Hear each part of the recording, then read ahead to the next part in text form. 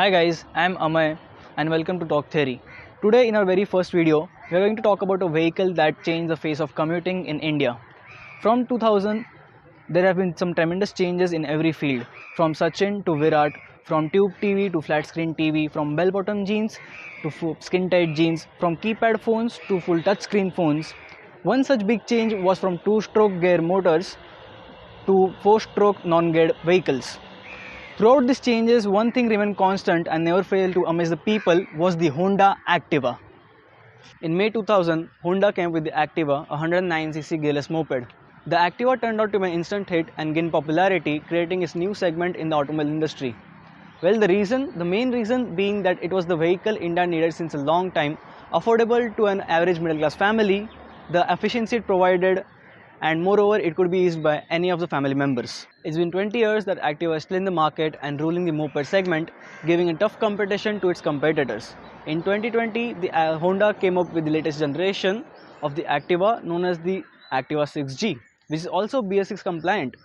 So let's see what makes the Activa the people's favorite. The BS6 Activa comes in two variants, the standard and the deluxe. The main difference between these two variants is that the deluxe one gets a LED headlamp unit. Today we have the Activa in the deluxe variant in the shade of glitter blue metallic. Not as much has changed in terms of looks compared to previous generations. In the front we get some chrome accents on the nose, and in the rear we get a redesigned tail lamp with an external fuel filling unit which can be accessed through the main key slot in the front. We get some additional features like the kill switch now integrates the ignition button, and now the pass light is integrated with the upper and dipper. The instrument cluster is quite simple and only shows what is necessary. What's really new here is the BS6 Activa now makes no startup sound. Here it is.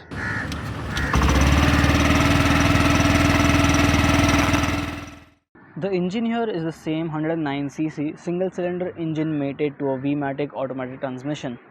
The fuel supply in the Activa is a PGM-FI, which stands for Programmed Fuel Injection.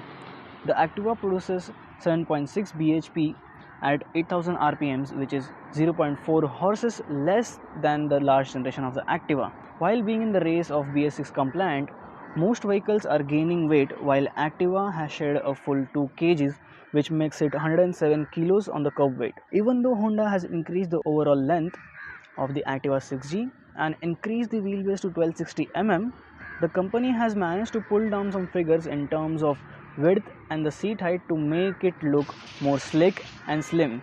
The 6th Gen Activa has a seat height of 692 mm, which is 673 mm lesser than the previous generation Activa, making it more accessible to shorter riders. Talking about the suspension setup on BS6 Activa, the 6th Gen Activa gets a set of telescopic suspension borrowed from its elder sibling, the Activa 125.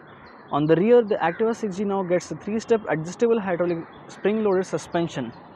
The Activa 6G now gets a 12-inch front wheel, which is again borrowed from its elder sibling, and a conventional 10-inch wheel on the rear, just like the previous generation. The ride quality of the Activa 6G feels very smooth. The telescopic front suspension actually reduces the jerk that you get on the hands and shoulder while riding on a bad patch of road. Seating is softer and wider in comparison to the previous Gen Activa, which makes commuting much easy in our day-to-day traffic.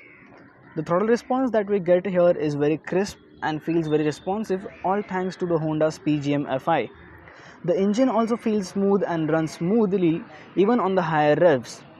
The MRF zapper proves to be a good companion as they provide a good dry and wet grip. Brakes on the Activa 6G are a set of drum brakes and paired to a set of combi brakes to meet the BS4 norms.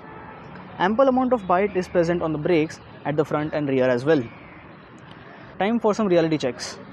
The LED headlamp does its job well and provides a good amount of illumination in darker areas. The kill switch integrated with the ignition switch comes in real handy but can be a bit confusing for the first time users. The underseat storage access moved to the main key slot looks and sounds user friendly, but that isn't the case.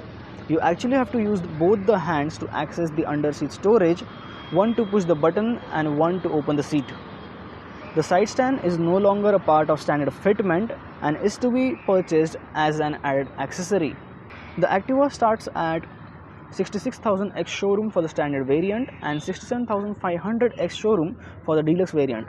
It's a price bump of around 10,000 in both variants, and this is majorly because of the PGM FI and being BS6 compliant.